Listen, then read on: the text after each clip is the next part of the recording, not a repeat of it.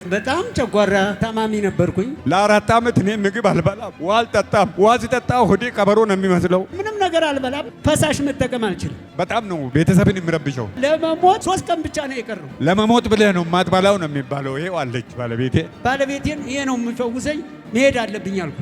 የሚሰጠኝ የጨጓራ ቁስለት ነው ተብሎ 4 መርፌ በየቀኑ ወደ 6 ዓመት ሲሰቃይ ቴሌቪዥን እንደዚህ ቁጭ ብዬ እያየው የእግዚአብሔር ሰው ማስታወቂያ ይናገራል። ከዛ በፊት አይቼው አላውቅም። ከዛ ሁሉ እዚህ መጥቼ ሐዋርያው ሲጸልይልኝ ከጨጓራ ቁስለት ነው እኔ የማውቀው። ሐዋርያው በዚህም በፈጣሪ ፊት ቆሜ አልዋሽም። የእግዚአብሔር ሰው መጣ።